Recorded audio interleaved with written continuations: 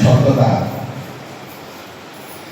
ପ୍ରଚାରିକା ମରିୟମ ପାଣିଙ୍କର ଶୋକ ସଭାରେ ଉପସ୍ଥିତ ମନୋନୀୟ ସମ୍ମାନୀୟ ବାଳକ ମହାଶୟ ବାଳିକାମା ଦୀପକ ଏବଂ ଅନ୍ୟାନ୍ୟ କର୍ମକର୍ତ୍ତାଗଣ ଆମର ଅନ୍ତର୍ଗତ ବାଳକ ମହାଶୟ ବିଭିନ୍ନ ଗ୍ରାମରୁ ଆସିଥିବା ଆମର ପ୍ରଭୁଙ୍କର ଦାସ ପ୍ରଚାରକ ପ୍ରଚାରିକାଗଣ ତଥା ଉପସ୍ଥିତ ପରିବାରବର୍ଗ ସମସ୍ତଙ୍କୁ ମୋର ଭକ୍ତି ନମସ୍କାର।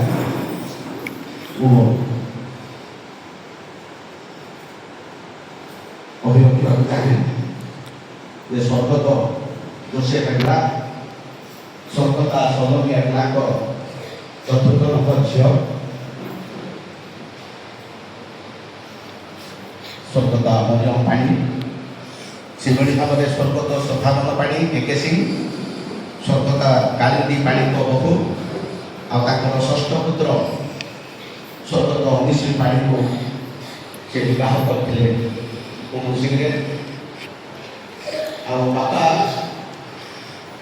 ମା ମାନେ ପ୍ରଭୁଙ୍କର ସଦ୍ଭକ୍ତ ସଦ୍ଭକ୍ତା ଥିଲେ, ସେ କଥା ଶାଶୁ ଶ୍ୱଶୁର ମଧ୍ୟ ସଦ୍ଭକ୍ତ ସଦ୍ଭକ୍ତା ଥିଲେ। ଆଉ ଏମାନଙ୍କର ଆଦର୍ଶରେ ଅନୁପ୍ରାଣିତ ହୋଇ କିଛି ସମୟ ପରେ ପ୍ରଭୁଙ୍କୁ ସେ ଜାଣିଲେ। ଆମ ମନରେ ଏ ପ୍ରକାର ସମୟ ଥିଲା ଯେ ପ୍ରଭୁଙ୍କର ନାମରେ ଅନେକ ବିଶ୍ୱାସ କରି ସ୍ୱର୍ଗତ ସନାତନ ପାଣି ସ୍ୱର୍ଗତ ସତ୍ୟ ପାଣିଙ୍କ ରୂପରେ ଯେଉଁ ପ୍ରାର୍ଥନା ଆରମ୍ଭ କରୁଥିଲା, ଆଉ ସେ ସମୟରେ ସେ ପ୍ରଭୁଙ୍କୁ ଗ୍ରହଣ କରିଥିଲେ। ଆଉ ପ୍ରଥମ କରି କୌଣସି ମଣ୍ଡଳୀର ସ୍ୱାଧୀନ ପ୍ରଚାରିକ ଭାବରେ ସେ ନିଜକୁ ପ୍ରତିଷ୍ଠିତ କରିଥିଲେ। ସେଭଳି ଭାବରେ ତାଙ୍କ ସ୍ୱାମୀ ମଧ୍ୟ ସ୍ୱର୍ଗତ ଅନିଶ୍ରୀ ପାଣି ସେ ମଧ୍ୟ ପ୍ରଭୁଙ୍କୁ ଜାଣି ଜଣେ ଅମାୟିକ ନିଷ୍ଠାପର ଭାବରେ ପ୍ରଭୁଙ୍କର ସେବା କରି ଆସୁଥିବା ସମୟରେ ସେଦିନ ସେମାନଙ୍କର ଜୀବନରେ ଇଆଡ଼େ ପ୍ରଭୁ ଭୟ, ଖାଇବା ପିଇବା ଅଭାବ, ଏ ପ୍ରକାର ପରିସ୍ଥିତିରେ ମଧ୍ୟ କେବେ ହେଲେ ପରିବାର ସେମାନେ ପ୍ରଭୁଙ୍କୁ ଛାଡ଼ିନାହାନ୍ତି, ଯୀଶୁଙ୍କୁ କେବେ ହେଲେ ଅବିସ୍ପଷ୍ଟ ଭାବରେ ଗ୍ରହଣ କରିନାହାନ୍ତି। କିନ୍ତୁ ଦୁଃଖ କଷ୍ଟ ଦେଇ ପିଲାମାନଙ୍କ ସହିତ ଦୁଇ ଗୋଟି ପୁଅ ଏକମାତ୍ର ଝିଅଙ୍କ ସହିତ ସେମାନେ ଆଗକୁ ବଢ଼ି ବଢ଼ୁ ପ୍ରଭୁ ଅଚାନକ ଭାବରେ ତାଙ୍କ ସ୍ୱାମୀଙ୍କୁ ପରଲୋକ ଗମନ କରାଇଲେ, ହେଲେ ମଧ୍ୟ ସେ ଭାଙ୍ଗି ପାରୁନଥିଲେ। ଏପଟେ ଦରିଦ୍ରର ସାଘାତ, ପିଲାମାନଙ୍କର ଦାୟିତ୍ୱ ସମ୍ଭାଳିବା କଷ୍ଟ, ହେଲେ ମଧ୍ୟ ପ୍ରଭୁଙ୍କୁ କେବେ ହେଲେ ସେ ଛାଡ଼ିନାହାନ୍ତି। ଆଉ ପ୍ରଚାରିକା ପଦରେ ରହି ପ୍ରଭୁଙ୍କର ସେବା କରି ପିଲାମାନଙ୍କୁ ଆଗକୁ ବଢ଼େଇଲେ। ଆଉ ଏ ପ୍ରକାର ଭାବରେ ବଡ଼ ବଡ଼ ମଣ୍ଡଳୀ ଜଣେ ଆଦର୍ଶ ପ୍ରଭୁଙ୍କର ଦାସୀ ଭାବରେ ପରିଗଣିତ ହେଲେ।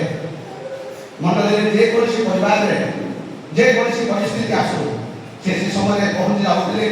ଆଉ ସେମାନଙ୍କୁ ସାନ୍ତ୍ୱନାର ବାଣୀ ସହିତ ଏମିତି ପ୍ରାର୍ଥନା କରୁଥିଲେ ଯେ ସେଇଠି ତ ପ୍ରାର୍ଥନା କଲେ ଘଣ୍ଟା ଘଣ୍ଟା କରୁଥିଲେ, ଆଉ ଘରକୁ ଯାଇ ମଧ୍ୟ ସେ ପରିବାର ପାଇଁ ସେ ବ୍ୟକ୍ତି ବିଶେଷ ପାଇଁ ସେ ପ୍ରାର୍ଥନା କରୁଥିଲେ। ଆଉ ଏ ପ୍ରକାର ବ୍ୟକ୍ତିତ୍ୱର ଅଧିକାରୀ ଯେ ତାଙ୍କ ପ୍ରାର୍ଥନାରେ ଶକ୍ତି ଥିଲା, ତାଙ୍କର ପ୍ରତିଟି କଥାରେ ଚୁମ୍ବକୀୟ ଭାବରେ ଈଶ୍ୱରଙ୍କର ମହିମାର କଥା ବର୍ଣ୍ଣନା କରାଯାଉଥିଲା। ଆଉ ତାଙ୍କର ମୁହଁରେ ଗୋଟେ ଆଶୀର୍ବାଦ ଏ ପ୍ରକାର ଥିଲା ଯେ ଯେଉଁମାନେ ବିଶ୍ୱାସ କରୁଥିଲେ ଯୀଶୁଙ୍କ ନିକଟରେ ତାଙ୍କ ପ୍ରାର୍ଥନା ଏ ପ୍ରକାର ଶକ୍ତି କାମ କରୁଥିଲା, ସେମାନେ କ'ଣ ହଉଥିଲେ? ସୁସ୍ଥତା ପାଉଥିଲେ।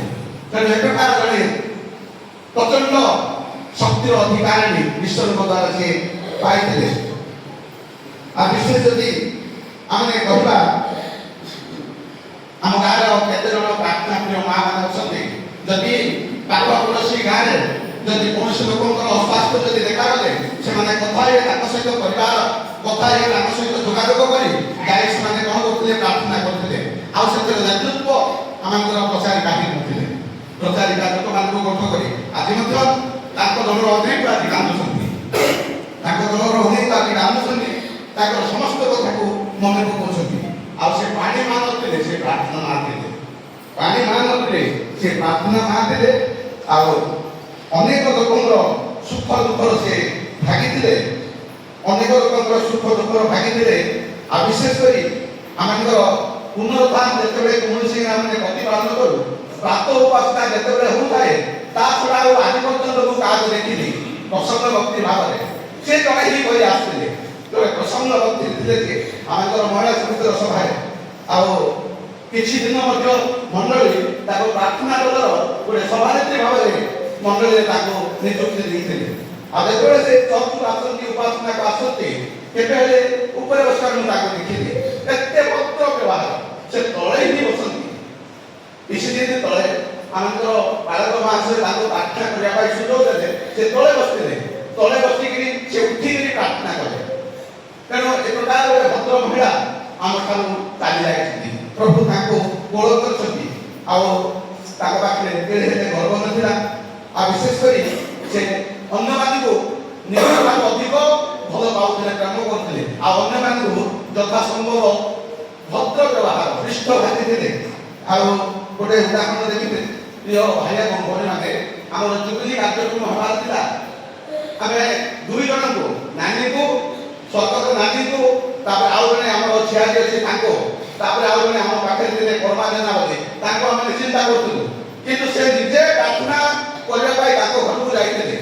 ଆଉ ପ୍ରଭୁ ଏ ପ୍ରକାର ଏକ କାର୍ଯ୍ୟ କଲେ ଯେ ଆପଣଙ୍କର କାର୍ଯ୍ୟକ୍ରମ 2 ଦିନ ପରେ ପ୍ରଭୁ ସେ ମହାନ ଲୋକଙ୍କୁ ବା ଜଣେ ଦାସଙ୍କୁ ଆମ ଠାରୁ ବିଦାୟ ଦେଲେ। ଏ ପ୍ରକାର ସେ ପ୍ରାର୍ଥନା ପ୍ରିୟ ଥିଲେ। ତାପରେ ମଣ୍ଡଳୀ ପାଇଁ ମଣ୍ଡଳୀର ନେତୃସ୍ଥାନୀୟ ବ୍ୟକ୍ତିମାନଙ୍କ ପାଇଁ ତାପରେ ମଣ୍ଡଳୀର ସଭ୍ୟମାନଙ୍କ ପାଇଁ ଏତେ ବୋଧଗ୍ରସ୍ତ ଥିଲେ ଯେ କହିଲେ ଦୋଷରେ।